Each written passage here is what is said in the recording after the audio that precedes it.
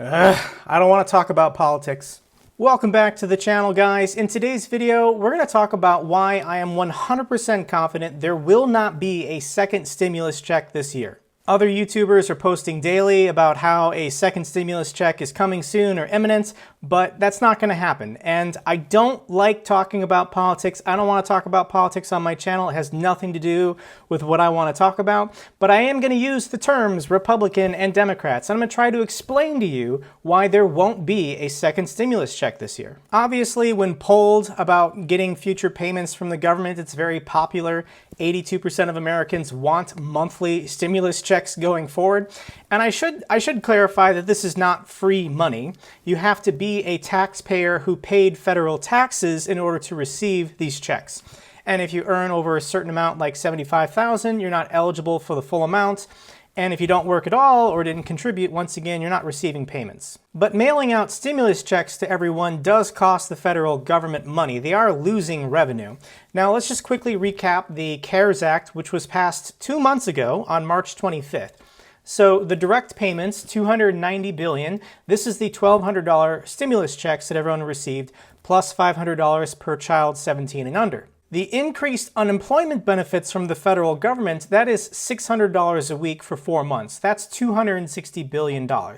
The other direct sort of payments that you need to consider, though, is the $366 billion in forgivable loans. This is the small business loans that you got from your local bank.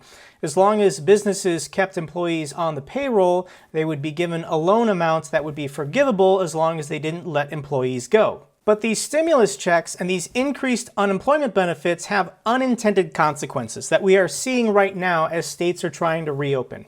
Furloughed workers don't want to return to their jobs as they are earning more money with unemployment. This is an article by Forbes, and it says, let's see here. In an effort to help people financially cope with their government losses, the federal government, through the CARES Act, is providing $600 a week in unemployment benefits. This amount is in addition to what states already pay, which is in the range of $200 to $300 per week.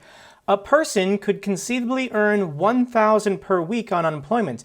That's the equivalent of a $52,000 a year job. Consider a worker in an Amazon warehouse. The worker has to be on their feet all day, lift heavy boxes onto and off of high shelves, race around the facility to fulfill orders, earning a minimum wage for Amazon of $15 per hour.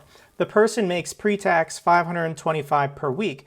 Think of how many millions of other people work at dangerous, physically demanding, or unpleasant jobs earning a similar amount. A business owner in Pennsylvania said about the large unemployment payments, it puts us in a weird position because we are asking employees to come back to work, but they've told us they don't feel safe, or they've said, "Why should I be paid less than I'm getting at home?" She tried to consider raising salaries, but that doesn't help when her revenues are down. As much as Congress cares about individual workers, they really care about businesses in their home districts. If businesses cannot get their employees to come back to work because the state forced them to shut down and then gave them unemployment checks or stimulus checks, then these business owners are going to be furious at their representatives. Here's an article from Political. McConnell vows to end enhanced unemployment benefits. The Senate Majority Leader took a hard line in a conference call with House Republicans. Basically, yeah, people don't want to go back to work. I don't want to have a philosophical debate on whether the minimum wage should be increased or whether a living wage is a thing. The federal minimum wage hasn't been increased in 12 years. It's currently $7.25. Individual states like California have raised it on their own to $11 per hour. And then there are certain companies for certain positions, they have their own minimum wage. For example, an Amazon warehouse worker, it's $15 an hour. And I was actually paying attention when the CARES Act was being debated, and I saw these unemployment benefits. And here's an article from March 25th. Bernie Sanders threatens to hold up the bill after 4 GOP senators push to cut unemployment aid. So congressional Republicans saw this unintended consequence coming, that if they were to offer such generous or high unemployment benefits plus the stimulus checks, then there were a lot of workers who would choose not to go back to work after being laid off or furloughed. Now, these unemployment benefits only last through July 25th, But there are millions of Americans right now who are making more from unemployment than they were at their minimum wage jobs. They don't want to go back to work. Now, obviously, there is a greater number who were earning much more and they were let go. Those people obviously have a financial incentive to go back to work. But I'm talking about the people making, $7.25 an hour, whatever the federal minimum wage is. And Democrats insisted on this number of $600 a week because 40 hours times $15 an hour, a living wage, is $600 a week. I'm not going to debate whether or not a living wage is a good idea. I'm just telling you why the Democrats did it. And the Republicans voted for it. The president signed it. They went along with it because the stock market was in a free fall. Starting on February 19th, the stock market lost a third of its value, going down to, the S&P went down to 2,200 on March 3rd. As soon as the CARES Act was passed, $2.3 trillion in stimulus, the stock market started going back up. For this reason, I don't think congressional Republicans are going to support any more direct stimulus to individuals. They might support stimulus in the form of tax cuts for companies, but they're not gonna give free money, as they call it, to individuals because they don't want to incentivize people to not go back to their jobs. So that is the reason why Republicans are not going to vote for additional stimulus checks this year. Why would the Democrats now not support additional stimulus checks?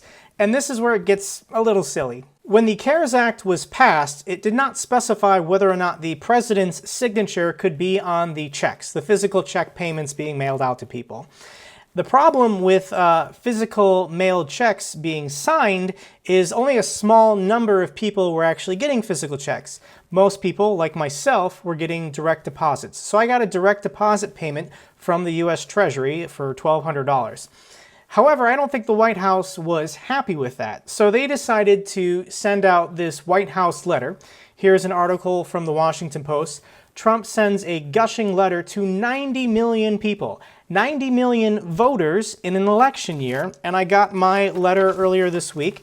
There is the president's John Hancock on my letter. And the White House mailed this out saying, hey, I gave you $1,200, signed President Trump. I'm not having the political debate on whether or not this is a good idea or a bad idea or whether he can or cannot do this. People are debating this. I don't care.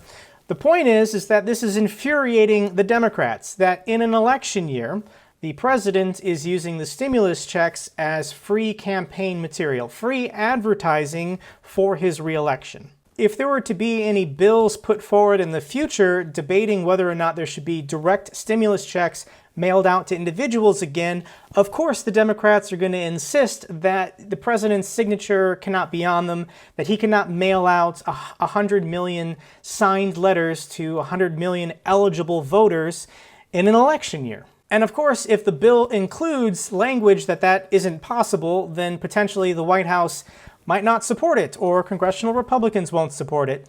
So you can see how it's getting a little murky here and how there are lots of obstacles to there being a second stimulus check. And realistically, I just do not see it happening before the election in November. Now, you will see additional proposals. Democrats, especially in the House, are going to continue introducing proposals to cancel rent, universal basic income, $200 stimulus checks every month. And those proposals in the House, or maybe even the Senate, will pass. But I feel like they're deliberately drafting legislation that they know will not pass, that Republicans will never support, that the president will never sign. And they want to say, hey, I did something. They want to go back to their constituents and say, hey, I proposed this great yada, yada, yada. But they're also putting into these bills things that they know that will never get bipartisan support, like the Green New Deal stuff. It's just politics. That's the way it is. That's the way it always has been and will be going forward, unfortunately. It's just how it is. So there you have it, guys. That is why I am 100% confident there will not be additional stimulus checks mailed out to people this year. Will there be additional stimulus bills passed this year? Potentially, but I think it'll be in the form of business incentives, business tax breaks, things to directly help the economy, not just give people direct payments. Okay guys, that's all I got for you in today's video. Give this video a thumbs up so the algorithm knows it's good. In addition, if you leave a comment, please be kind to me. Please be kind to each other. Everyone's having a hard time right now. There's no reason to, get into a flame war in the comments with anyone. It's not going to change anybody's mind. It's not going to help anything. Additionally, if you want to subscribe to my channel, I would love to have you subscribe. I talk about finance and investing issues. And until the next video, take care.